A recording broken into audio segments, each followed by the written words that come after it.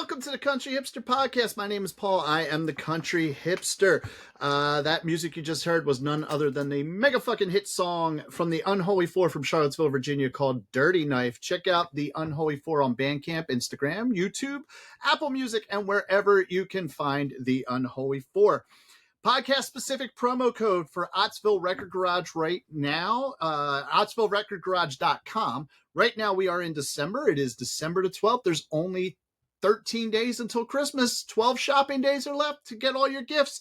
We're not going to be able to ship too much sooner, but if you buy something today at OttsvilleRecordGarage.com and use promo code SANTA, you will receive 15% off of your entire order. So make sure you do that. OttsvilleRecordGarage.com. Promo code SANTA saves you 15% off of your entire order.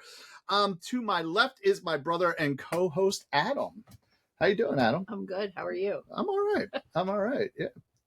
Did you shave?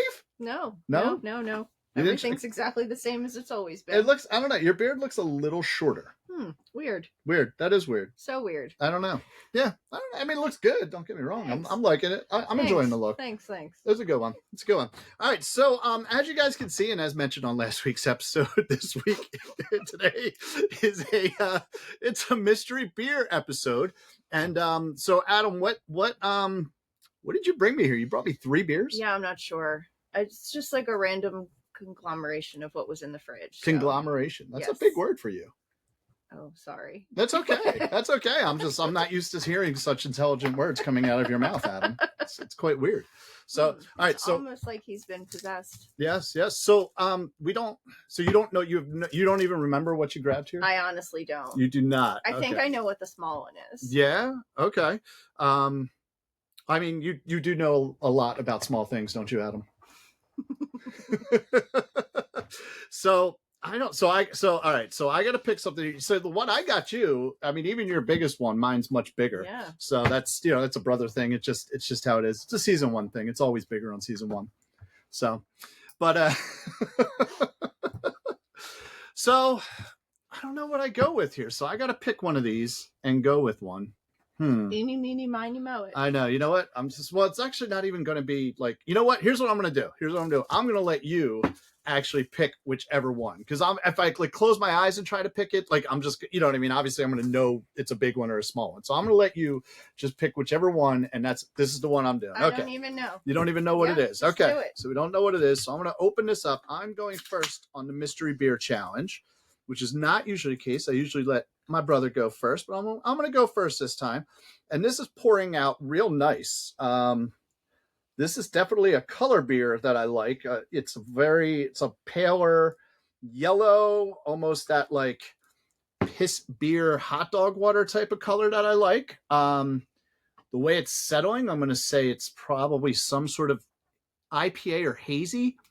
Oh, that smells hazy. It's got some fruity aroma to it. I'm going to go with definitely some sort of, just from look and smell, I'm going to go as if it's some sort of hazy IPA is what I'm looking at here. I'm going to let this settle a little bit. It pours a nice head too. I like that. You like head. I do. So that's a little weird. Definitely citrusy. Little bit on the sour side, and you fucking know I hate sours too. Whoops. Did you pick a sour for me? This is yes. Oh, but like it's not crazy overwhelming sour. So I think it's like I'm gonna go with more of it's a sourish fruit rather than a sour beer. So I'm gonna say it's not bad.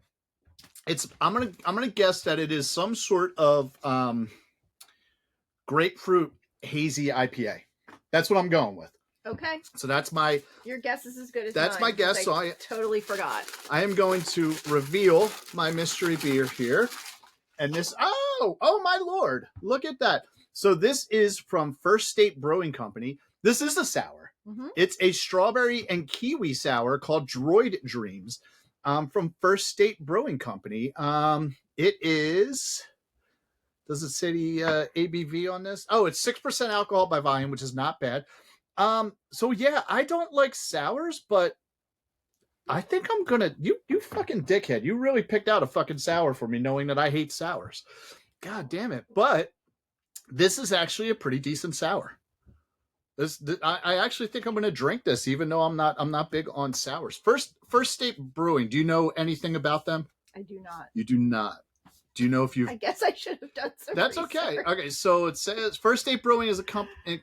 First State Brewing Company is in Middleton, Delaware. So is this something?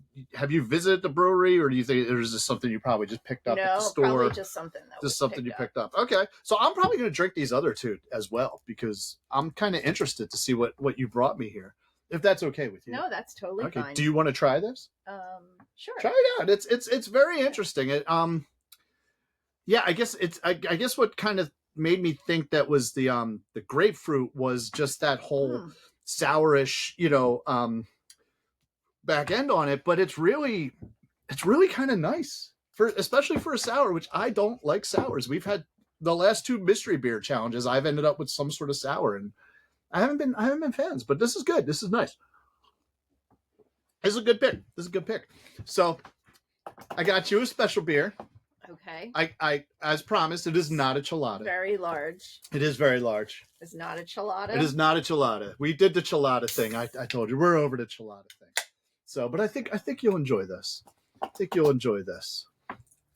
Kind of interested. Oh, I like how you wrote my name on the side. Yes. Yep. That way we know, whose beer it is. This looks like 7-Up.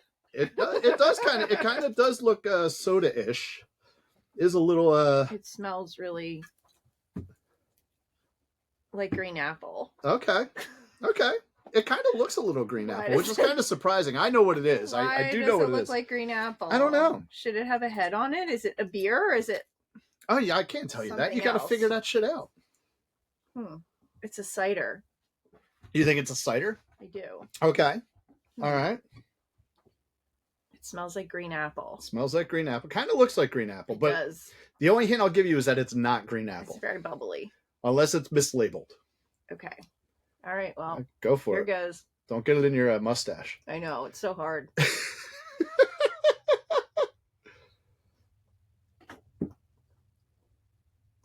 Are you okay? That was not a normal Adam type of sip there. That was a very dainty sip. No, I'm good. What is that? It's coconut. Okay. Is that coconut? I don't know. Maybe it is. Take another Adam-sized sip. It's coconut. Tastes like sunscreen. Tastes like sunscreen? Really? Do you mind if I try? No, it's good. I could sit and drink that on the beach all day. Oh, you know what? You said that about a lot of the beers that you've gotten here of our mystery beers, that you could just, if you had to spend a day on the beach, you could just sit there. If I had to spend the day on the beach, I could drink this all day. Could you? Yeah, oh, okay. Yeah. All right. So what would you think that it is? I don't know. Do you like it? I do like it, but it's strange. Is it like a coconut cider? I don't know. You don't know? I have no clue. All right, reveal what you have right there. Go ahead. Gosh, the can's still half full. It is. It's a big can. It's a very big can. What is this? A lot of tinfoil. Pineapple, coconut, Smirnoff Ice. It's a smash. Smash. It's a smash. This was kind of supposed to be payback for the That's coconut water. For the yeah, I know. It's kind of supposed to be payback for the Mountain Dew that you made me drink, the Charged Mountain Dew, but it's actually much better. Yeah, so the Baja Blast hard Mountain Dew. Pretty tasty. Yeah. So there you go. Adam found his brand new beer that he could sit on the beach. I can sit on the beach and drink it all day. And I found a sour that I'm enjoying. So yeah, so that we learn new things every day. I know. We learn new things about ourselves and things we like. Expose yourself to things. Expose myself. Last time I exposed myself, it did not go well. Yeah. No, I mean to new things. I'm married, so that probably. What are you doing? Huh?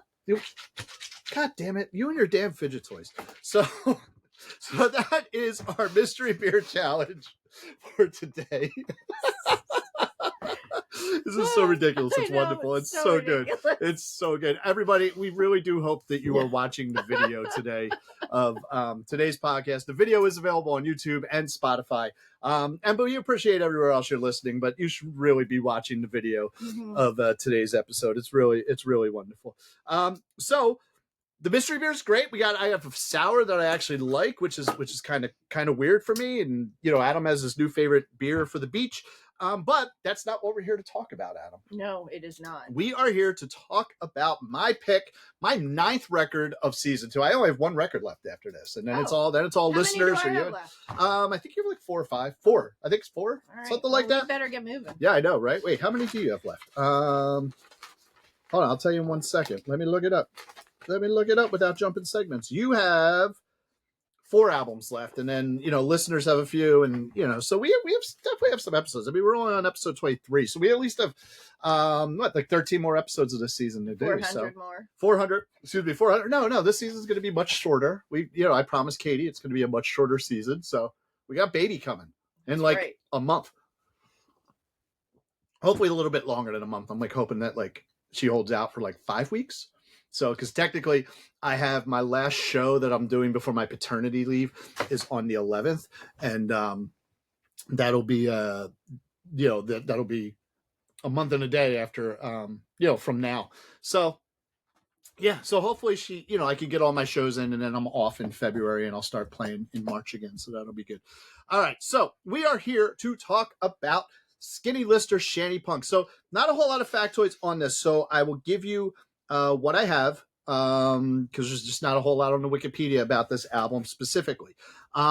This is the 6th studio album for the British band, which was released on October 20th, 2023. There were 3 singles that were released prior to the release of the album, and they are Down at the Barrier, Company of the Bar, and Mantra.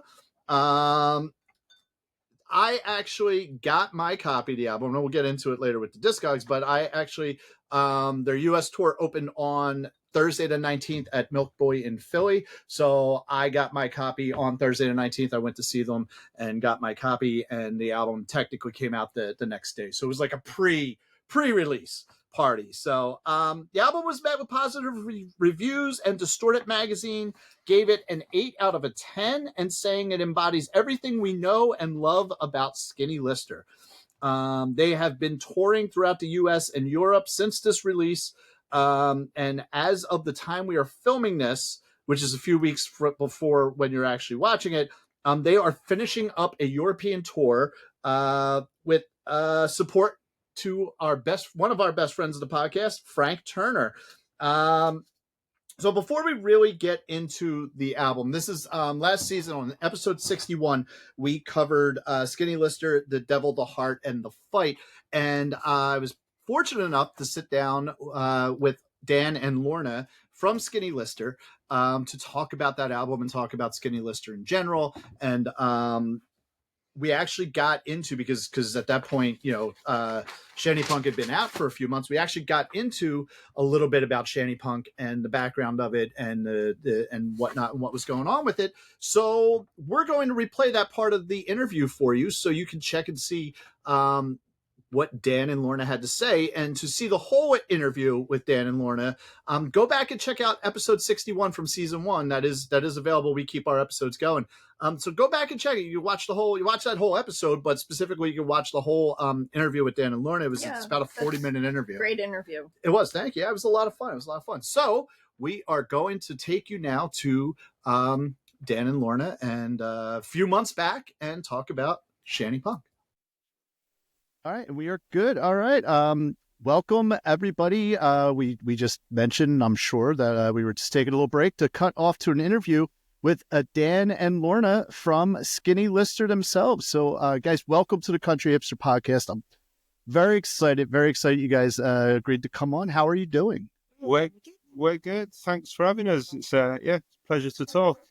But we're Awesome. Good. We're back in the UK right now. We're kind of between big tours. Little bit of downtime, which is nice and unusual, but yeah, we're making the most of it. Good. good. Downtime is good sometimes. Not all the time. You gotta, you gotta keep busy. But sometimes it's nice to be resting. I say downtime, but we're actually, in the middle of trying to get a new album together. So there's a lot of writing going on and that sort of stuff. But We're at home. Yeah, we're at home. Yeah, nice. So we are going to talk about The Devil, the Heart, and the Fight, which is what this episode is about. But before we do, I would be very remiss if I did not mention to our viewers out there that you guys just put out an album in October called Shanty Punk. And I will say if Shanty Punk were released before season 1, before we started recording season 1 of this podcast, that's the album we would actually be talking about right now. It is a phenomenal album, and it's definitely my favorite since The Devil, the Devil, the Heart, and the Fight. Thank you. Cheers. So how are you guys feeling about Shanty Punk? I know there's a lot been going on in the last 5 or 6 months with it. Yeah, great. Yeah, it's I don't know. We've been busy kind of touring it over the last few months, and we done some American dates end of last year and a lot across Europe early this year. But it's been great. It's kind of an album that was sort of built for the road in a way. It's a lot of live kind of, up-tempo tracks that work with an audience. So it was particularly nice to sort of take that one on the road and put a whole chunk of them in the set. A lot of them translate well into a live setting. So yeah, it's been good. It's been received really well. We've been picking up some good radio player in the UK with it and all that sort of stuff. So yeah, it was kind of a distillation of what Skinny Lister is at its core, I think, as well. It's kind of sort of going back to the beginnings of Skinny Lister in a way, and it's very folky. And yeah, but it's kind it's of not what it bad says on folk the tin. though. Yeah, it's fun folk. It's not boring, you know what I mean. It's fun, and that was one of the things that I thought too. That was very much very much like a return to home, but expanding more on that initial sound from you guys. Yeah, I mean, it's certainly not finger in your ear folk, which we call that kind of, which we love as well. But it's not. Yeah, it's not that. It's Skinny Lister's version of folk, whatever that's become. But yeah. Nice. And how has it been received when you guys have been on tour? Great. Yeah, they fit in just along with all the other classics that we did. It's funny because we like, ideally you sort of get to road test some songs before you go into the studio and record them, and we did that with a whole bunch of these songs like Company of the Bar that's on there. Mm-hmm. What else is on there? Arm Wrestling in Dresden. There were Under the Breach. There were a whole bunch of songs that even before we'd recorded them, we started to wheel out in a live, it's setting, and they all kind of just slotted in there. And the set didn't lose a beat trying. Even 30 Miles that you didn't bother to learn all the words when we did. When we did people were asking for it at shows, and then you do a bit and everyone's singing the words, which aren't the easiest words to sing. For those, most of the band don't know them, but the audience really going for it. And for those listening to this and not familiar, that's one of the straight up shanty tracks, but it's quite a lot of lyrics in it, isn't it? Yeah, but every night we were doing it and we're adding one more verse as I remembered them each night. So yeah, even tracks like that were going down really well. So yeah, for us, it's been a success, really, and we got, going back to the folk, we got this number 2 in the folk charts here in the UK as well, which is not a usual thing for us, because it was so in the folk genre of, we call it shanty punk, but because it was in that genre, we qualified for the folk charts this time, and it did well, and so yeah, we, just doing what we what came naturally, I suppose, as usual. But yeah. Yep. Well, congratulations on that. It is a great album. And you said you're kind of in between big tours right now? Well, we've got we were busy last year and the end of last year, earlier this year. And now it's kind of festivals over the summer, getting new material together. And then come October, we hit Europe for 5 weeks with our label mate Frank Turner. Which is nice. A big old, is it 5 week, maybe a little bit more? So that's going to be we're going to some, we're going to every country in Europe pretty much. They're not quite. We're going to a lot of countries, some that we've not been to before. So that's exciting, sort of venturing into new territories. And it's always a great time on the road with Frank as well. And his audience is always pretty warm towards us. And, yeah. So that we're excited about that. Straight off the back of that, we get back to the UK and we start our UK tour, which has become an annual thing now that leads into our big sort of Christmas bash in London, which happens this year on the 13th of December, Friday the 13th. So yeah, that's how this year's shaping up. Anyway. Yeah. Nice. That's awesome. I'm actually going next month to see Frank Turner here in Philly. Cool. Which is also the first time I saw Skinny Lister live was you were on tour with Frank Turner. This is at the Fillmore in Philly. It was like the second show there or something like that. Yeah, so, it's all the nights the night before. Yes, yes. Yeah. Wow. Okay. Yep. Well remembered. There you go. Yes. Yeah, that's good. That's yeah, I good. remember they didn't have all the equipment set out. Yeah, I remember. Now you mention it. Yeah. It's good then. Yeah. Yeah. Yep. And then I've seen you guys a couple other times in Philly as well, but that was the first time. Yeah. And so you talked about like some places that like you haven't like been to yet. Like, is there anywhere that you haven't toured to where you're like, I really want to get there and I want to get, our music heard in those areas? I don't know. Australia's always been somewhere that crops up in conversation now and again, but that's a mission, It's a mission to get to, but it's also a mission to tour because everything's so far away. You've got to jump on planes and stuff, and you don't get a lot of sleep, apparently. But still, I'd like to go just to sort of tick it off. We've been lucky enough to go to Japan. That would have been one that I would have had on my list, but we've been lucky enough to go there. That was nice. So, yeah, I don't know. Where else? To be honest, there's a lot, we seem to have enough territories on our plate as it is without I keep adding them. But, I don't know. When things get proposed to us, it's always nice to... Skinny Lister in Africa. Yeah. There you go. There was talk of that. There was talk of that. There was talk, and then COVID happened. We briefly got to go to Mexico and Belize on the Flogging Box cruise end of last year. Yep, that would be good. But yeah, we only dipped in for those shows, unfortunately. But don't know where's next. Nice. And when you guys tour, it's a family affair, right? Like you have the toddler really on tour. Mm. Yeah, it's become more of a family affair. Is it okay that I mention that? Is that? Yeah. Because we're for those that don't know, we're married, and then Lorna's brother is the accordion player, Max, in the band. But yeah, more recently we've been taking our toddler Bonnie on tour with us, even on an 8-week tour in the US at the start of last year on the tour bus. And Max's little 3-year-old came as well, and his wife. So yeah, it really was a family affair. We always need a parent to obviously babysit as well. And then, so my dad, who actually sings a song on Shanty, came on the last US tour, and so we got him up on stage, and where me and him could switch out, he'd come up on stage and sing his song William Harker, and he's very good at drinking our rider. He drinks more than the rest of us. He's a professional drinker.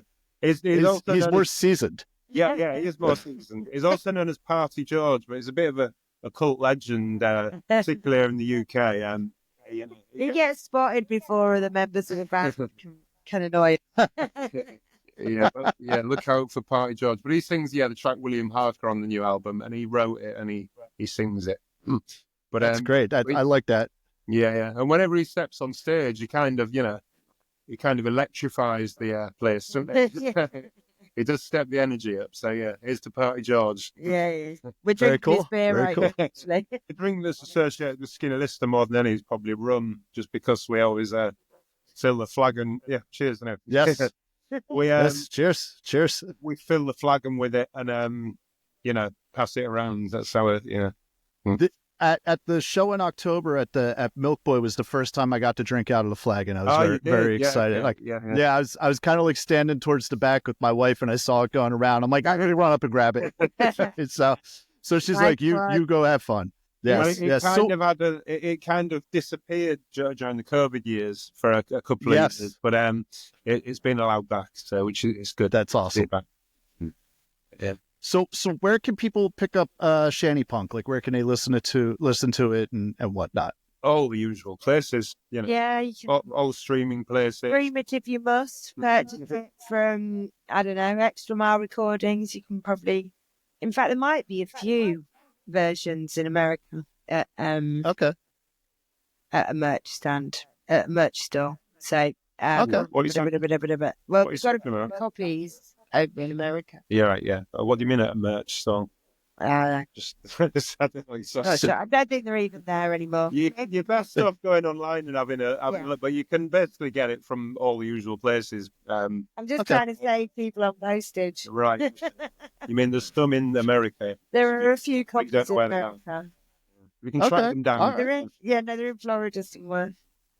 All right, very nice, very nice. So, like I said, Shanty Punk is awesome. Love Shanty Punk. So now I've noticed, or it seems like when you're writing the songs, you're writing like real life experience songs. Like, you know, especially with the lyrics come to like they're stories that you've actually lived. So, first of all, in regard to Shanty Punk, I would like to take the opportunity of all Pennsylvanians to apologize for whatever happened in Pittsburgh.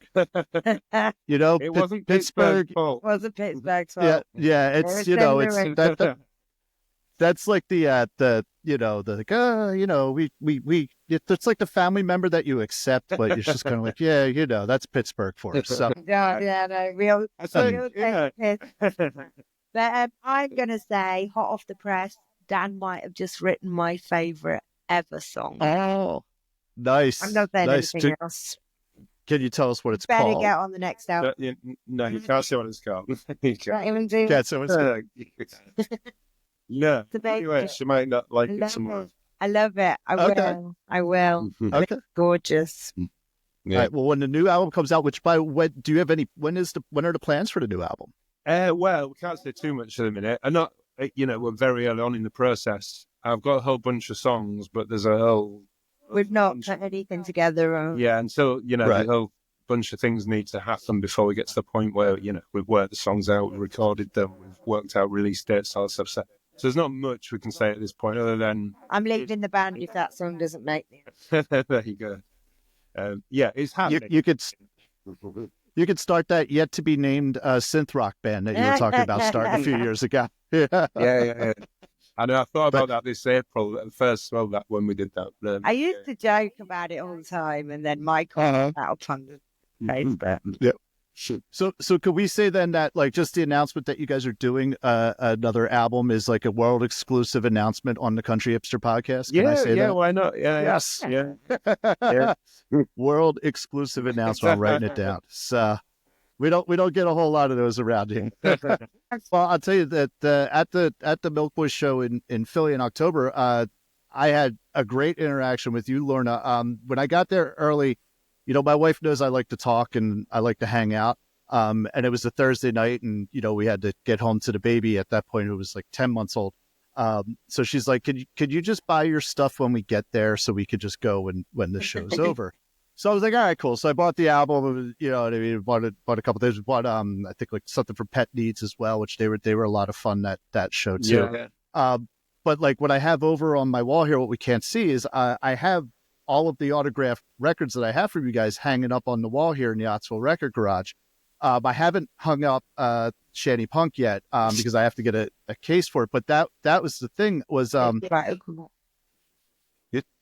can you hear me all right? Sorry, good? You dropped out for a second, but you're back now. Oh, that's okay. All right, cool, Yeah. cool. You said you had things hanging on the wall. Yeah. Yeah. I have like all the autographed LPs hanging on the wall except for Shanty Punk because I haven't had a chance to put that up yet. Good. But what was cool was like, so you guys didn't have the autographed records out yet, but I had already bought it. And as I'm walking out, I'm passing Lauren, and I was like, "Hey, thank you so much." And you saw the record, and you go, "Is that autographed?" And I said, "Well, no." And so you took it from me, and then went and grabbed me an autographed copy, which was really cool. And it just I love it, and I can't wait to get it on the wall. But that speaks to how awesome you guys are to you know that you really like care about your fans and whatnot. I think we're also still, you know, we're not playing stadiums and stuff, so we're still at a level where we can, you know, interact, which is quite nice. You know, if it's a room of a few hundred people, we can still interact with most people after a show, you know. It'd be nice to have several thousand people that have been impossible to interact with. But as it happens, we enjoy the following we've got. It's a very loyal following. It's not colossal, but it's good. It does as well, and it's a loyal following that we is part of the community. And we enjoy that. Yeah. Awesome. Is there anything you guys want to talk about like Skinny Listerland or anything like anything that's going on with you guys?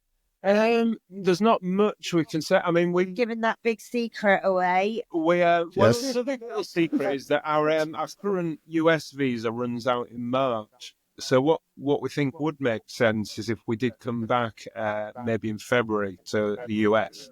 But there's nothing stern on that front either. But that is a possibility, and we'd like that to happen if it can. So look out for that as well. And so what I'm hearing, this is when you come back to the US in February, you're going to have my band, the Birmingham Six, open up for you guys. Is that what I'm hearing? Let's do that. Yeah. So Chris, I had to throw that in. Yes. Awesome. All right. Well, skinnylister.com is best place to keep up. Yeah. With you Or guys? any of the socials, just /skinnylister does the trick. Yeah. Okay. Nice one. Awesome. For having us. Yeah. Cheers. Thank you There was so some much. useful stuff there. I know we didn't talk exclusively about the album, but hopefully, it's relevant. We said. Yeah. It is all good, and this was so much fun, and I really appreciate you guys coming on, and good luck with the new album, and hopefully we will talk soon. Yeah, and if we do come through, let's talk about that as well with the band. That could be good fun. That would be fun. Yeah. That'd be a good time. All right, Okay. awesome. Cool. All Cheers, right, Paul. Speak thank soon. you. All right. Bye. Yep. All right, I'll see you. All right. Welcome back. So real quick, once again, thank you to Dan and Lorna for sitting down with me. Even though it was a few months back to do the interview about the Devil, the Heart, and the Fight, and to talk pretty extensively about Shanty Punk. It's always a good time, and I even was in contact with Dan over the last couple of weeks leading into this, letting him know we were getting ready to do this episode. So really, really cool people there in Skinny Lister. Although everybody in the band is so awesome, so approachable, just cool people, down to earth people. So make sure you go back and listen to the whole interview and check out everything Skinny Lister. So it is very awesome that they agreed to do that, and they continue to make contact with us, which is cool. It's Are you opening for him? I don't know. I mean, I we haven't gotten into that. I know they are trying to put together some more U.S. dates, which is one of the things. Actually, if you listen to the whole interview, you'll see that time they were alluding to doing some U.S. dates in early February 2025. So I don't think anything's materialized on that yet. But hopefully it will. I know they're pretty booked up until Christmas, so which is awesome for them. So hopefully they'll be back in the US, and hopefully the Birmingham Six will have the opportunity to open up for Skinny Lister. Excuse me, that would be awesome. That'd be cool. Oh, excuse me, the sour's getting to me.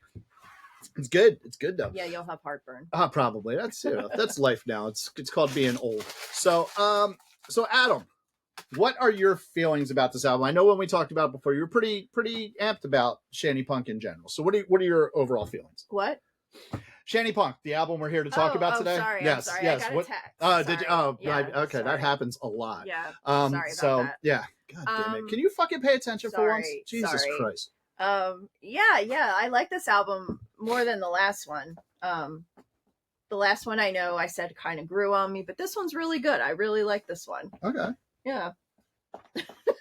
Anything else you want to elaborate on that, Adam? No, Or- I didn't. I don't have any other notes. You don't have any other in notes? my notebook. It's a nice notebook. Where'd you get that notebook? Yeah, I don't remember. Oh, at the Home Depot. Oh, okay. Where I work. There you Good.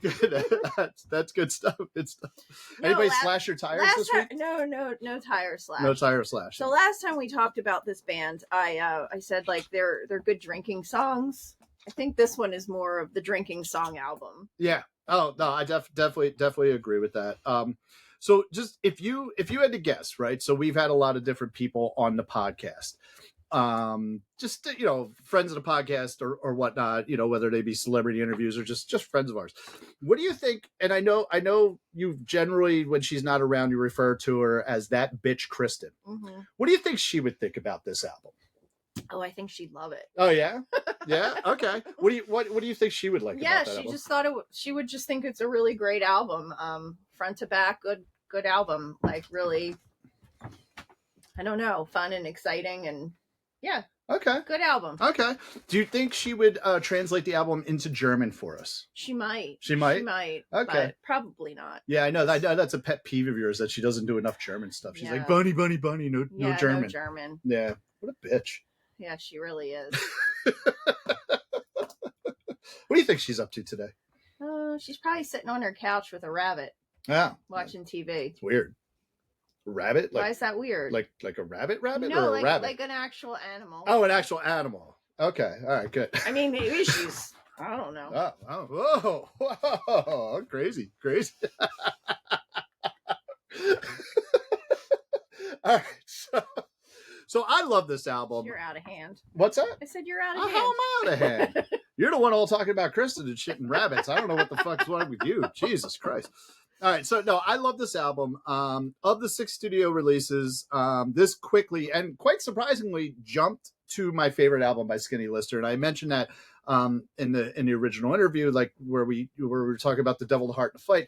Had this album come out before we, started doing season 1, which I mean was like 70 years ago, so Yeah. I don't even know if Skinny Lister was alive then. This album definitely would have been the one we covered in season 1. Just because I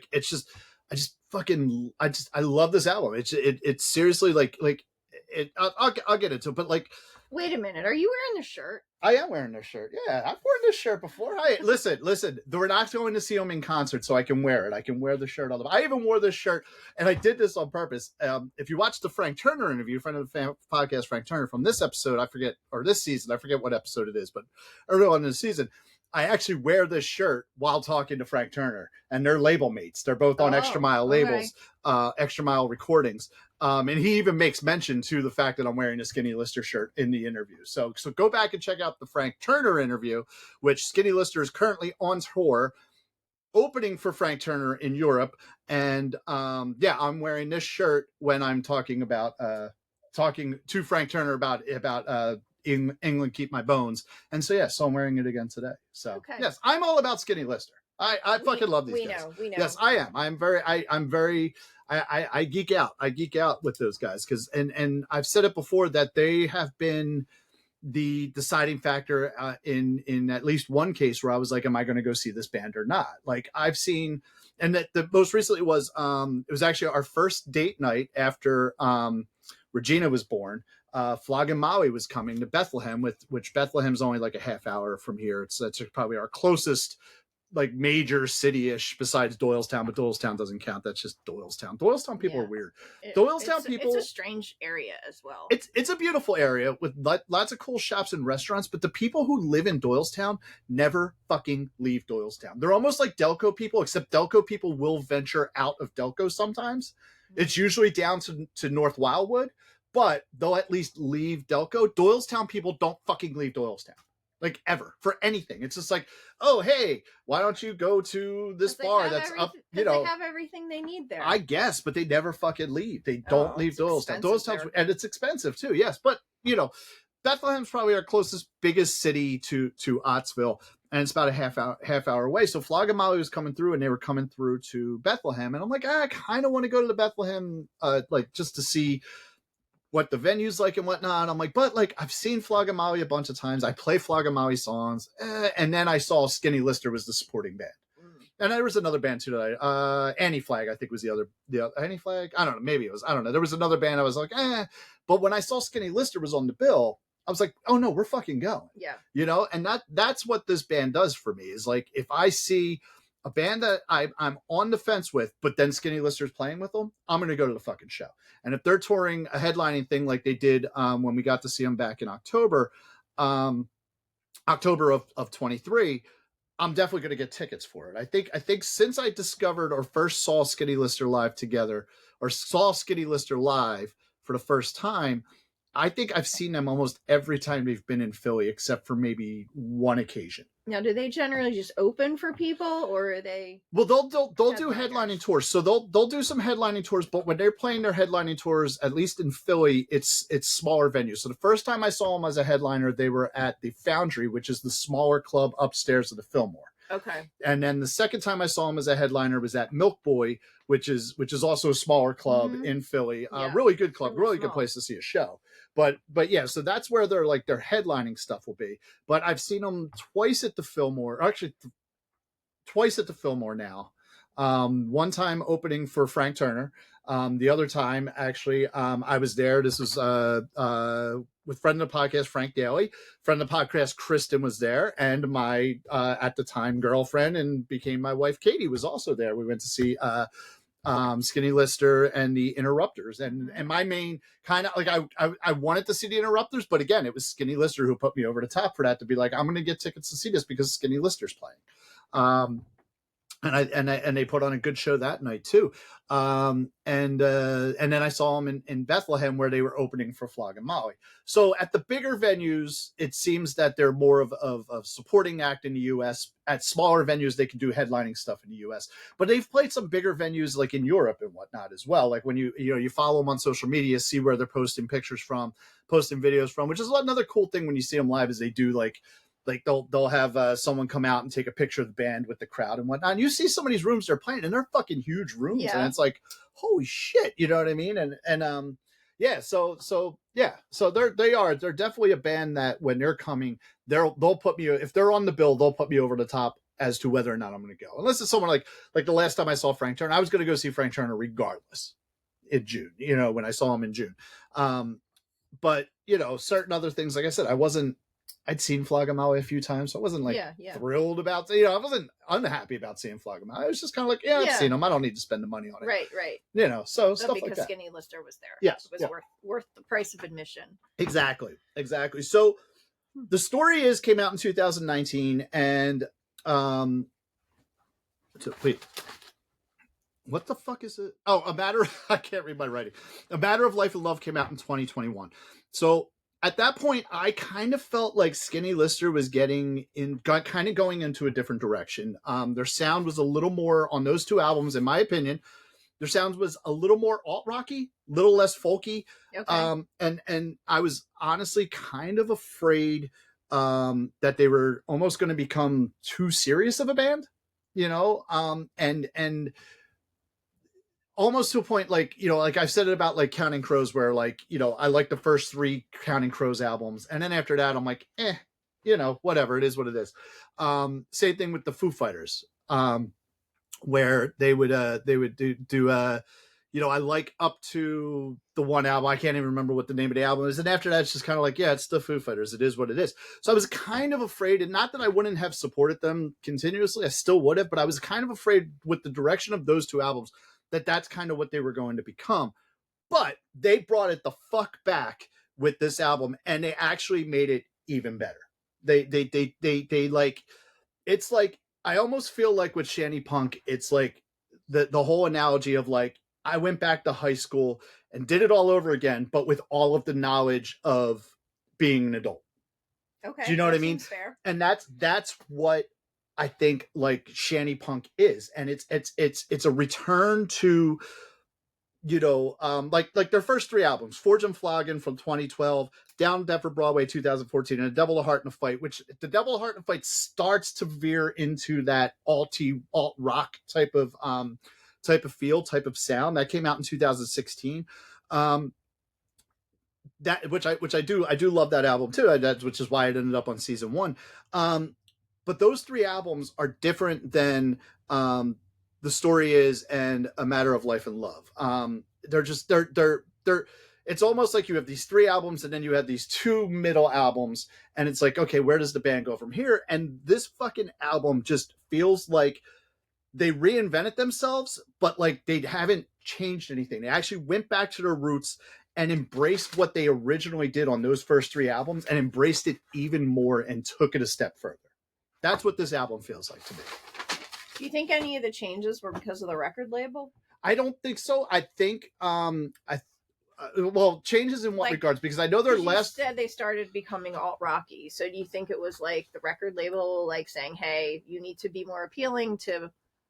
I don't think so, because I don't get the sense that Extra Mile Recordings, and I don't know them personally. I mean, I've only talked to like one person at Extra Mile Recordings. I don't get the sense that that's kind of the label they are. I think maybe it was to an extent a natural progression, because I think there is, and I've said it, like, it's when you keep reinventing the wheel, like you have a band that just keeps putting out almost the same album over and over again. I think that's where I lost the Counting Crows and I lost the Foo Fighters, is because after a certain point, you're basically putting out almost the same type of sound, the same type of album that's not really that different. You're writing new songs, maybe in different keys, a little bit of a different style, take it a little bit of a different take, but you're not really doing anything different. You know what I mean? Yeah. Sometimes, there is a progression though, whereas like you look at, say, like a U2, who you have U2 up to and including Joshua Tree. Rattle and Hum is basically Joshua Tree. Like it's the concert documentary, and it's the tour, and like a lot of the B-sides of like Joshua Tree type of stuff that didn't make it on the Joshua Tree. So you almost, I love Rattle and Hum, but I don't go Rattle and Hum like to like that threshold, because come Octoon Baby, U2 changed their sound. Yeah. They were still U2, but they changed their sound. They changed what they did. They changed the direction a little bit. They got fucking stupid with that Zootopia fucking Yeah, it got shit. really, like, really weird. Yeah, and U2 lost me at Octoon Baby. Going back, I think I appreciate Octoon Baby more than I did at the time.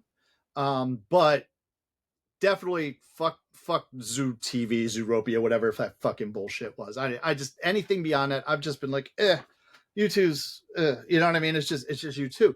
So, but there is that natural progression, because if you go back through the progression of U2 up to Joshua Tree, each album's a little bit different. Each album's pushing a different direction.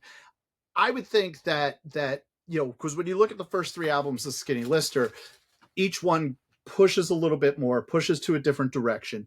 And once they hit that kind of alt rocky vibe from The Devil, the Heart, and the Fight, they maybe went a little more towards it with the next two. I don't know. I mean, I've never actually talked to Dan about, like, because he's the main songwriter. I didn't talk to him specifically about what direction he took. I know he generally writes the songs, and then they kind of collaborate to say, okay, this is where we're going to kind of like fine tune it and whatnot. Right. So I don't know what he was doing or what he was necessarily going for or towards that, but I kind of feel like that's maybe where those two albums go a little bit off of. God damn it, you fucking do that all the time. Jesus. What? What are you gonna do? Sexy voice next? Because we don't need any of that. No, ladies, I'm not gonna do sexy voice. Oh God, fucking sexy voice. It's horrible. That's the worst sexy voice ever. Couldn't you do a better sexy voice? Don't you know any sexy voice better than that? I'll try. I'll try later. I should have practiced sexy voice before this.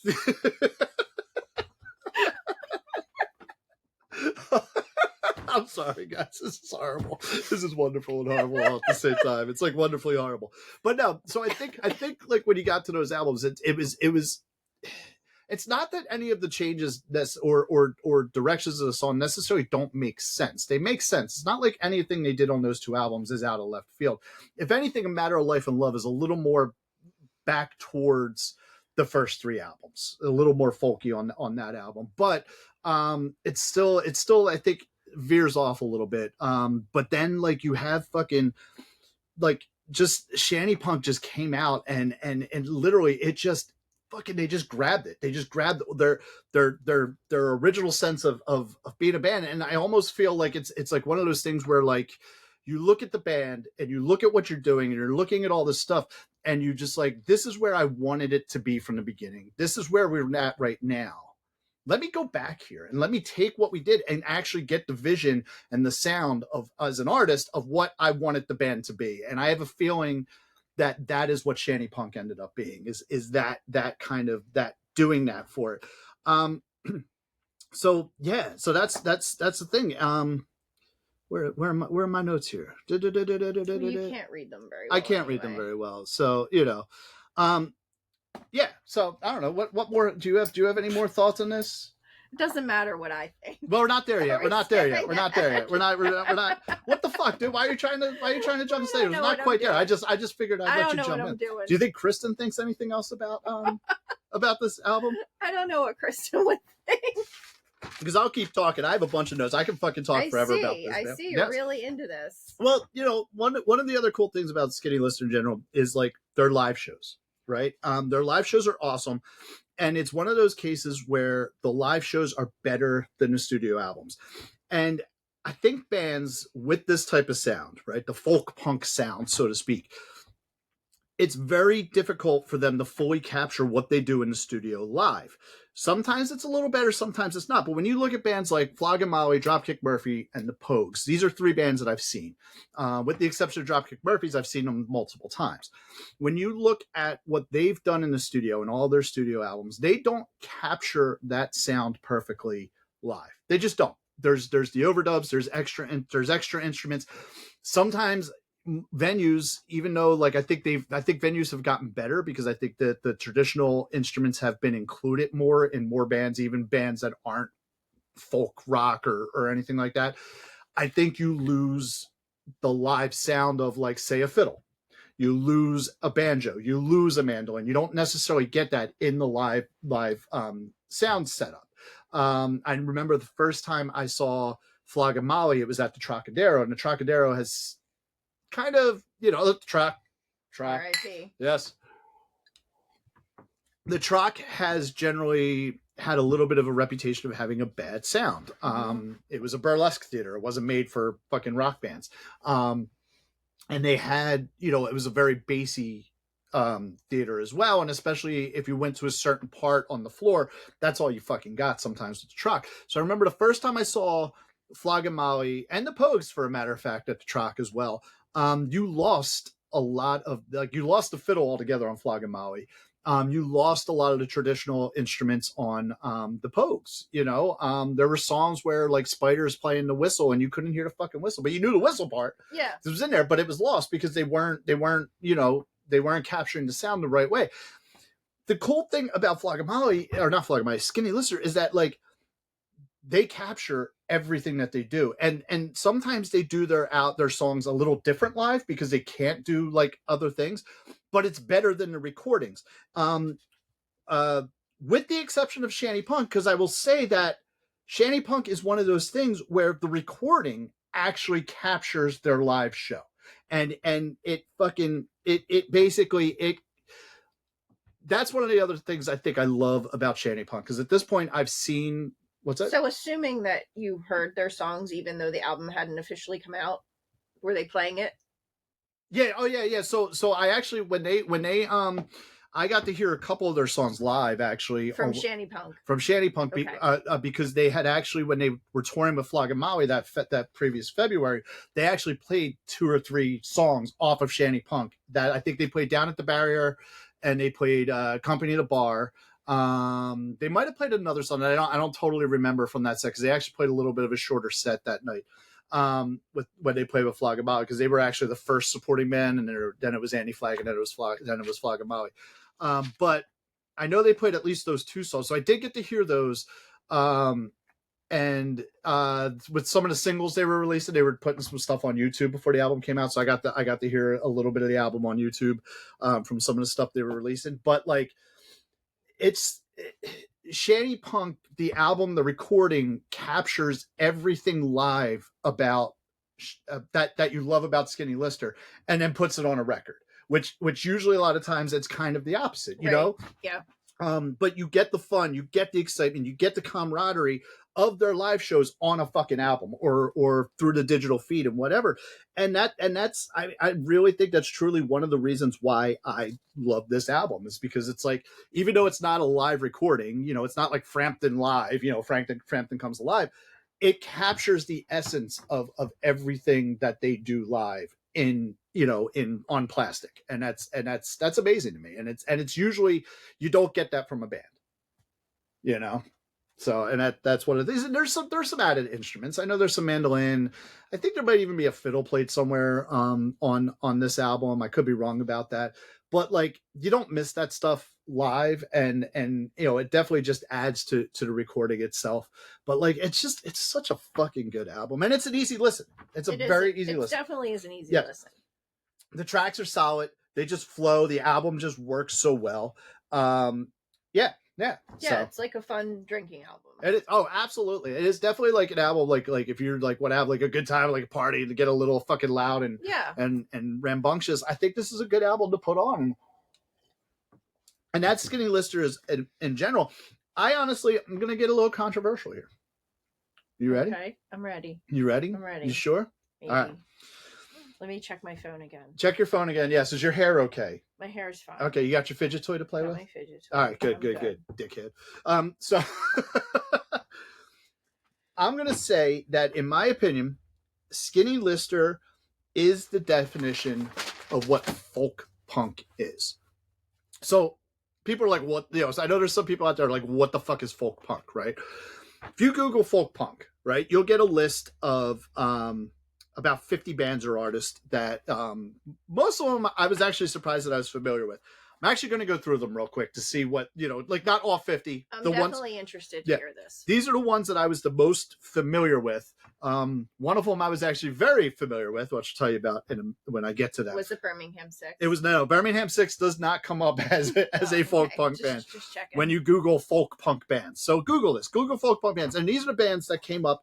And these are the ones that I was the most familiar with. There were others they mentioned where I'm not familiar with them. I will say I thought it was interesting. Tim Barry was not listed as on there, friend of the podcast, Tim Barry, but that's fine too. So here are the bands. Against Me was mentioned. I don't think they're a folk punk band. I think they're an alt rock band. Yeah, I agree. The Pogues, definitely a folk punk band. I think they're actually the original folk punk band. I agree. They mentioned the Violent Femmes. Okay. All right. I get that. Defiance, Ohio. Go-Go Bordello. Flogging Maui. I don't think Flogging Maui is a folk punk band. Go-Go Bordello, definitely. Yes.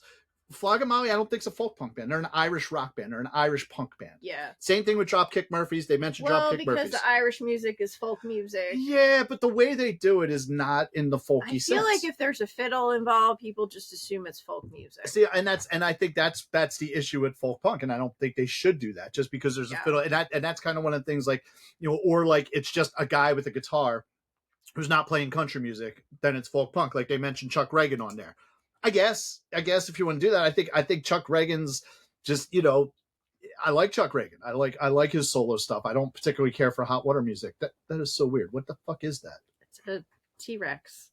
Is that a T-Rex? That's not a T-Rex. You don't know your dinosaurs. It's a Triceratops, I mean. There you go. Sorry. Your son would be so upset with you right now. Which son would this be? I don't know. Yes, you have so many of them. So, but no, like I get it, like, but I don't consider Flogging Maui or Dropkick Murphys folk punk. I just consider them punk bands.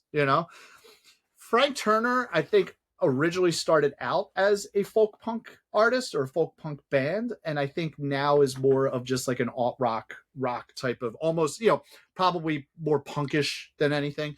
Gaslight Anthem, they're not a folk punk band. No. Thought that was weird. Neutral Milk Hotel, maybe. I would put Neutral Milk Hotel in the same category as the Decemberist, which I just consider pretentious college rock, which is not folk punk. I'm done. What do you mean you're done? I gotta go smoke. Why? No, you can't go smoke. We're fucking. What's wrong with that? You wouldn't put the Decemberist and Neutral Milk Hotel. I mean, I know you picked both of them on season 1. I guess they're both pretentious. It's fine. Their lyrics are pretentious. Their music is pretentious. The fucking dude from December sounds like a fucking goat. Like, no, they're so good. No, they're not. They're not. It's just because of your ex-wife. No. That's not it. Because I do like The Crane Wife. I like that album. I wish you had fucking bought that so we could have covered that on season 1 and not fucking, what do we cover? Picturesque or whatever the fucking. His Majesty. Her Majesty bullshit. That sucked. Yeah. But it's not their best. Yeah, and Neutral Milk Hotel is just like, but that's where I would put that, is almost that experimental college rock, pretentious, smart fucking math rock bullshit. Math rock. Yeah, absolutely. Because you get into like their different time signatures, or we just got to do a weird key because it's a weird key. Smart music, exactly, which is annoying. Billy Braggs is mentioned. And this is the band who I actually have, and I don't consider them folk punk. I consider them punk, but I actually had the honor of opening for them, the Real Mackenzies. They are I love them. yeah, they're fucking great. They're a Scottish fucking folk band out of Canada, punk band out of Canada. Scotia Yes, or something, yeah. right? Yep, I think they're on the west coast of Canada now. I think they Paul is living in Vancouver, I believe. But they maybe they're back on the east. They're I don't really know. good. They're really good, and they're a lot of fun, and they're really fucking Kristen nice would guys. think they were really good. Yeah, would she? Mhm. Okay, Yeah. cool. I don't think Kristen came to see Birmingham 6 or Real Mackenzies when they opened for him. Was that the snowstorm? No, that was when we played with the Tossers. That was a snowstorm. Oh, Yeah, you just didn't. Kristen was like, "Fuck, how did I know? fuck them." I don't remember that one. It was a good one. She doesn't remember that. She doesn't remember. That was Kung Fu Necktie. We got to open for them. I forget. I think the Voids were on that as well. I think there was another band. No, maybe we were the Did third Kristen band. know you then? Yes, Kristen knew me then because I was in Birmingham. You've known Kristen has known me as long as I've been in Birmingham 6. Oh, yeah. Actually, before I was in Birmingham 6 as well. So no, Kristen yeah, definitely you knew were me. at Kristen's prom. Yeah, I was, but I don't remember you. I don't remember Kristen. I definitely don't remember you because you weren't. I don't even know if you were born. I yet. wasn't born yet. You weren't born yet. Yeah. Yes. Maybe I had 4 kids by then. That maybe you did. But yeah, again, I wouldn't consider the Real Mackenzies folk punk, and so there's a bunch of bands on there, and that's where it kind of gets. What is folk punk? What is not folk punk?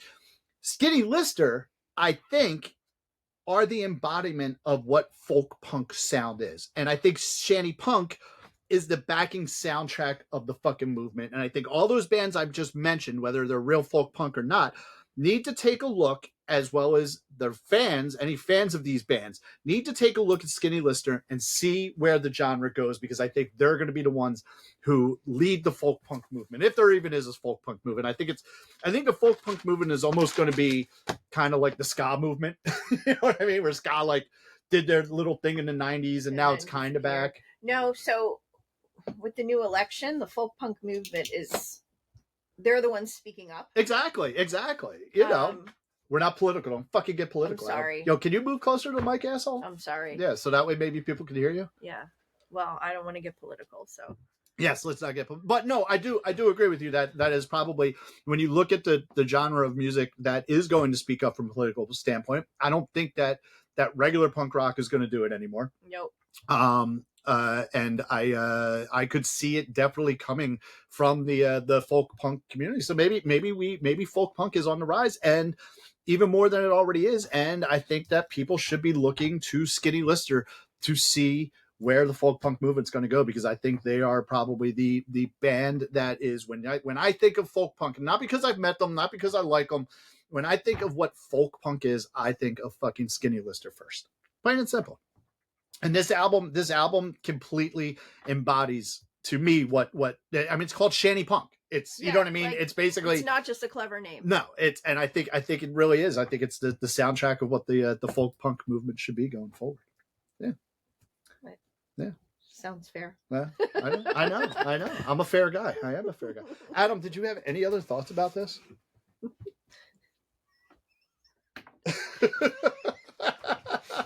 Is it time?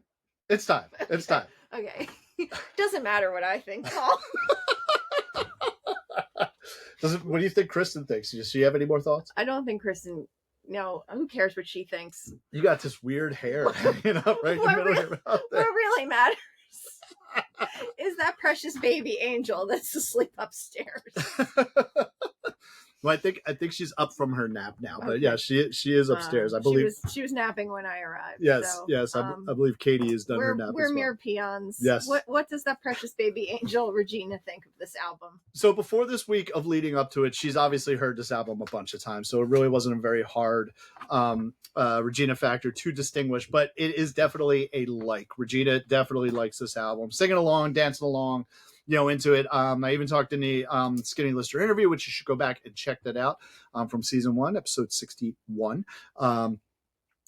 She even talks, I talked about how Regina was into Tragedy in A minor, yeah. and she's like, do, you know what I mean? So she definitely likes Skinny Lister. She is a Skinny Lister fan.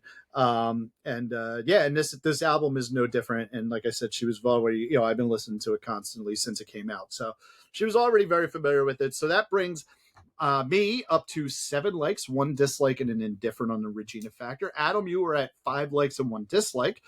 The listeners are at 2 likes, 1 dislike, and 3 indifferent. And Tom, our bartender, is at 3 likes. Question about Regina. Yes. So you're playing like your own music, not music for the podcast. Do you turn it off if she doesn't seem to be into it? If it's something you want to listen to, or do you just keep playing stuff? If she's reacting in a way that like I can tell she's uncomfortable or unhappy, yes, I'll change it to something that I know she's gonna like. The Wiggles. The Wiggles. No, it's actually she's been good. Like she's either been falling asleep or I've had to like, I could just change it to something else. She's a pretty pleasant baby overall. Like I'm really hoping that the new baby is as pleasant as Regina has been so far in her 2 years on this earth. Shut up. Apparently, you don't fucking know that. I don't know anything about kids. I just have 14 of them. But apparently the first one's the easy child. Yeah, see, so even this way you want to have more. I don't think so, because even from my season like my season 1, I don't know, my first one was the easy one. I mean, not that Kaylee was hard in any sense of the word. Jack was easier. Well, maybe he wasn't. Maybe he wasn't easier because he puked a lot. I don't know. See what I'm saying? I don't know. Ethan was pretty easy. If you had a puker the first time around, you wouldn't have wanted more. No, we just had a lot of unprotected sex, so we would have ended up with more one way or the other. Oh, okay. So, you know what I mean? It just, same as you, Adam. Yeah, all that unprotected sex you have. all that unprotected sex. Yes, with all those children you have, and now you touch women and they get pregnant. How's Kristen coming along with her triplets? She's good. She has an ultrasound on Monday. Okay.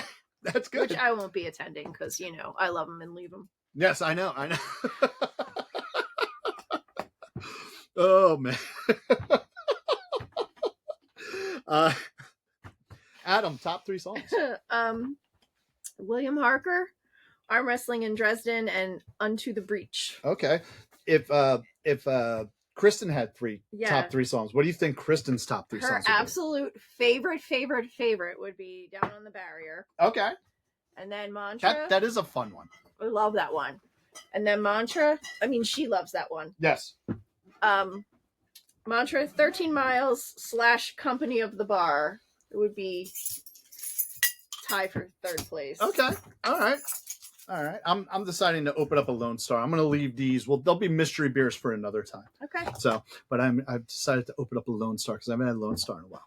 All right, cool. So my 3 favorites. Wait, what were Kristen's 3 favorites? Down on the Barrier, Mantra, and 13 Miles / Company of the Bar. They were like tie for 3rd. All right, so Company of the Bar I like, right? And that almost got an honorable mention, but it quite didn't, because one of the things that drives me nuts about Company of the Bar is they have this little kind of like pause in a time signature. It's not that it's bad. It's just one of those things where it's like, God damn it. Just, you know what I mean? It's a little bit of a change where it's enough to make me stutter, you know what I mean? Or like trip or something like that. Cause it's like, fuck, that's not straightforward. There's a little break there, but it's cool. It's cool though. I do like Company of the Bar. And they do it really well too. My top 3, Hall and Bale, which I do like. I like the way the album starts, which is kind of funny. Before Skinny Lister started this European tour, they put a thing out on Instagram saying like, hey, what should our opening song be? Because one of the things that they've done the last bunch of times I've seen them is they've opened with Want It off of The Devil, a Heart, and a Fight, which is also a great opener. And so I don't know if they were just trying to change it up or they just wanted to see what people thought. And I actually commented on, I said, you should do Hall and Bale and go right into Trouble on Oxford Street, which is from Deptford Broadway. And when you look at that, if they open up with Hall and Bale, the way the Hall and Bale starts is kind of like, like on a oof, you know what I mean? And then go right into the drums of Trouble on Oxford Street. I think that would be like the fucking amazing, like just opening like 2 songs, like it's like a fucking 1-2 punch, because it's like that anticipation of like Hall and Bale, and then like, you know what I mean, and building it up and right a doop doop doop, you know, it'd be good. It'd be Don't good. know that other song. You should fucking know it. Album. It's not. So or Skinny the Lister, last album we covered. Skinny Lister, if you're watching this and you're still taking suggestions, I think that's what you should do. So there you go. So yes, Hall and Bale is on there. Unto the Breach is my my other one. And 13 Miles. I love 13 Miles. I love the fucking sea shanty. They do so many good sea shanties. They generally always play John Kanakataka or whatever the fuck you say it. That's a fun song. And Max, the accordion player, is the one who really takes the lead vocals on that. And it's just a fun song that gets it in. But I love their shanties that they do. And I have an honorable mention of Mantra. I like Mantra. So Adam. Yes. Which one don't you like? 13 Miles. Oh, fuck you. 13 Miles is a good song. What don't you like about 13 Miles? I don't know. I didn't provide notes for myself. Wow, Jesus Christ. Did you even prepare for this podcast? No, Well, I did not. Then that would be I like, well, you did. You literally phoned it in. What do you think, Chris? Did Kristen have it? If we had to ask that bitch Kristen, how you like to refer to her? That bitch Kristen would say William Harker. Really? Yeah. Really? I don't know. It's just like, wow. I don't like it. I don't know. Wow. She is a bitch. She really is. It's nothing against what's her face's dad. I know he's Lorna, yes. Yeah. Party George. Nothing against Party George. Party George is the best. But I think Kristen just, it's like a little too, I don't know. Too party? It's too much of a party? No. It's like too much of a mullet like for you? I don't know how to explain it. Okay. All right. So it's funny. So I actually I don't know what Kristen would think. I can't use her words. Oh, okay. Yeah. Well, she uses big words. She's much smarter than us. Yeah. So so it's funny. I honestly don't have a least favorite on this. But I do want to talk about the song Forge on George, which is a song preceding William Harker, which is funny because one of the things I'm thinking about doing. Is that about Party George? I don't know if it's about Party. It wouldn't surprise me if it was about Party George. But they do talk about the flagon, which is the flagon goes around at their shows and you drink the rum out of it and whatnot. So I know they're talking about Drink the Dragon. They're just pirates. They're pirates, basically. Yeah. So Forge on George. So Birmingham 6 covers the song Six Whiskeys, which I've actually talked to Skinny Lister about, and I think I might have sent them a video of us playing it the one time, which is kind of cool. And then they sent you a cease and desist? And then they did not send me a cease and desist. But so we play Six Whiskeys, and I'm actually thinking of playing Forge on George, but I'm going to put a Birmingham 6 twist on it in the sense that I'm going to make it a medley, and I can't decide because there's two traditional Irish songs which have a very similar style to Forge on George. And that would be fucking the Rare Old Mountain Dew or Waxy's Dargle. What? They're fucking Irish songs, so you don't fucking know. You don't know anything. I was busy with dumbass, my phone I know. again. So I'm actually thinking of having Birmingham 6 cover Forge on George, but then make it a medley with one of those two songs to kind of bring it together, because a lot of the people who go see Irish bands, they don't fucking know anything beyond fucking stupid Blackthorn anyway. But Up the Ass song, play the Up the Ass song. It's never up the ass. It is never up the ass. There's no Up the Ass song, just so you guys know. Yeah. So I'm thinking of doing that. But I don't. Seems like a fantastic idea. It is, but I honestly. But you guys don't practice, so. We don't. We're talking about doing it, especially since I have a layoff from music anyway when the baby comes. So we are talking about doing some rehearsal, possibly. Interesting. Maybe might have some membership changes come in, or nobody's leaving, but maybe adding someone. But so excuse me, bring some stuff up. Plus, we're getting old, and I kind of want to change things up a little bit anyway. Yeah, do it. Wouldn't be a bad idea. Why not? Yep. So you only live once, Paul. we do. All right, Discogs value. Let me go grab my copy here. Here it is right here. So I got to tell you a story about this that I did tell it on the interview, which you should go back and look. So if you look closely, you notice that my copy is autographed by the band. And I also have on the wall over there, the only album that's not available from Skinny Lister on vinyl is Forge and Flagon. That has not had a vinyl release. Unfortunately, it has only had a CD release. But of all their albums, I have them all on vinyl, and with the exception of Forge and Flagon, and I have them all autographed. So this one here, when me and Katie went to the show, Katie knows I'm a talker. Obviously, I have a podcast. I talk a lot. You like to talk, and I like to talk, and I like to talk music, and I love Skinny Lister, and she knows that as well. She's seen him with me 3 times now, so she knows. And Skinny Lister also makes themselves very available to their fans at their concerts. After they're done their set or before they play, you usually see them at the merch stand and they're talking and, signing stuff and whatnot. So Katie had asked me on the way down to the concert, because it was a Thursday night, and at that point we had like a 7-month-old baby. She had said, hey, could you maybe buy your merch at the beginning so we can just get out at the end? And I was like, that's fair. That's fine. So I had gone up and I purchased my copy of the album, which was not signed. And I think we purchased a couple of things and whatnot as well. And then, which was totally fine. I didn't care. I was like, all right, cool. Like whatever. So we're leaving the show, and they mentioned it. Actually, Lorna mentioned it when they were on stage, like, oh, we forgot to bring the autographed copies of the albums out. So, make sure you pick up an autographed copy on, like of the album that's available the day before it actually comes out, here at Milk Boy at the merch stand. So I had already had my copy. It was fine. So as we're leaving, Lorna's actually standing there, just surrounded by people, and she's talking to everybody and whatnot. And like, she catches my eye. I was like, hey, great show, thank you, like whatever. And she sees that I'm holding the album, and she's like, is that autographed? And I was like, it is not. And she's like, well, 1 second. And she grabbed it out of my hand, went over to the merch stand, swapped it out for an autographed copy, and put this one in my hand, which was so totally fucking cool that she, and that just shows the how cool of a band they are. That you have like 4 stories, and this is one of them. This is one of them. Yeah, and it's cool. Mm-hmm. It's cool that they do that, and they make sure that their band, that the people are, that they're connecting with their fans, and that is awesome. So that's why my copy is actually autographed, and is also technically, I guess, an original pressing.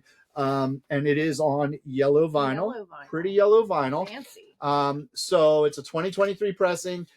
Which, hey, you know what? Unfortunately, folk punk and Skinny Lister does not get the respect that they deserve on Discogs and resale value, which is bullshit. So my very good plus value on this is $13.92, which is less than what I paid for it, but I don't really fucking care. For me, It's priceless.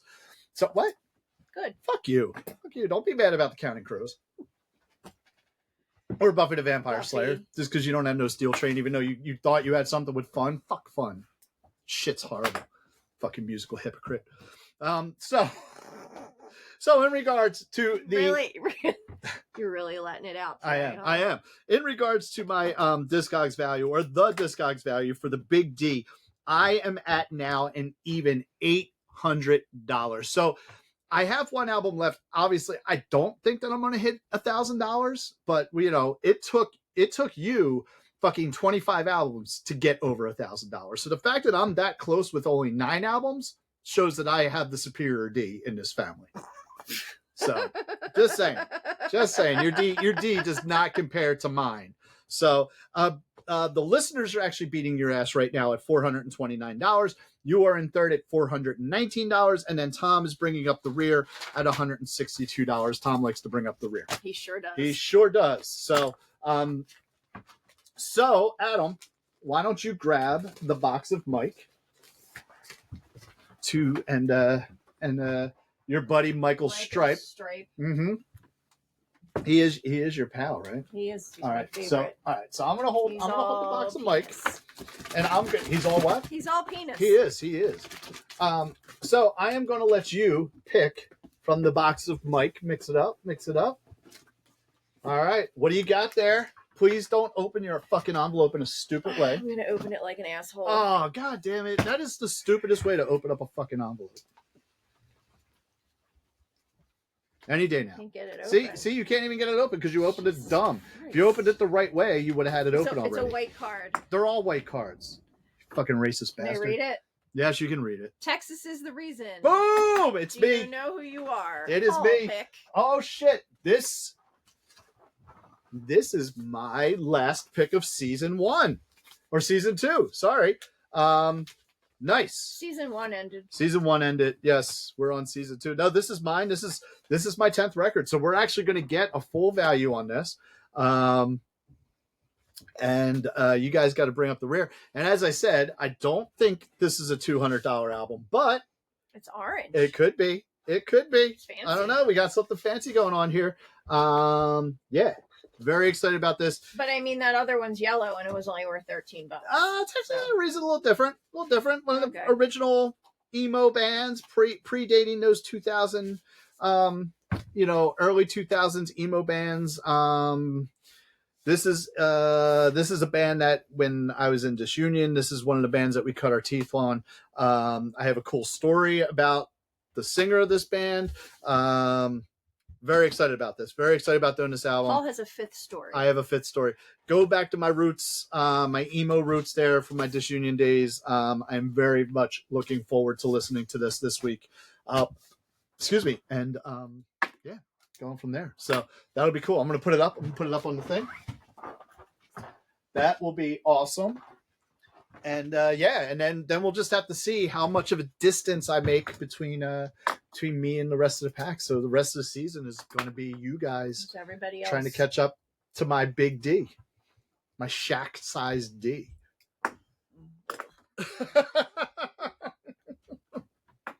All right. So I have nothing else to say about this album, but what I will say is that you should go check out skinnylister.com and follow them on social media, such as Facebook and Instagram. I know they are very active on Instagram. I think they just have their Facebook hooked up to it, just from what I gather. And drop them a comment or message them, because I tell you what, they're going to write you back. That's how fucking cool they are. But yes. Tell them you heard about them on the Country Hipster. Exactly. Actually, do that. I will give you, if you do that, I will give you a fucking specific promo code that's just for you for doing that. You just got to send me a screenshot that proves that you told Skinny Lister that you discovered Skinny Lister through the Country Hipster podcast. So yes, do that. And then you will get a special promo code just for you on the OttsvilleRecordGarage.com, hopefully to buy a Skinny Lister record. But yeah, go check out Skinny Lister. Everything social media, Skinny Lister, skinnylister.com. Buy their merch. Extra Mile Recordings is doing a thing right now. If you go to Extra Mile and you make a purchase from their merch store, you can actually be entered to win a contest where you get for a year any Extra Mile artist you'll actually be on the guest list. So that's kind of cool. So go and buy something from Skinny Lister on there. Yeah. So thank you, Dan and Lorna, again for coming on. Very much, Dan and Lorna. Yes, and doing the interview, Great interview 5 months ago, and letting us reuse it, parts of it for this. Did you episode ask as well. permission to reuse it? I did, actually. Okay. I did. Just I did. checking. Yep. No, I reached out. I was like, hey, do you mind if I take these parts? They were like, all good with us. Sounds good. So, like I said, they're cool fucking people. They're cool people. And they're not going to sue me, unlike Andre Darlington. Andre Darlington might not sue you. He might not. But he didn't say he wouldn't. He was really into like the collab. He did. I like that idea. I like that. So, Adam, do you have anything else to say? Yeah, just listen to it and form your own opinions. Cool. This is what I always say. Yeah, it is. What do you think that bitch Kristen? Do you think she would have anything else to say about it? I think that bitch Kristen would say this is a really good album. You should listen to it. Okay, cool. Well, thank you for coming on to the Country Hipster podcast. Yeah. You look different. Really? Yeah. That's weird. Yeah. Maybe I lost some weight or something. Possibly. Yeah. Yes. All right. On that note, it is time to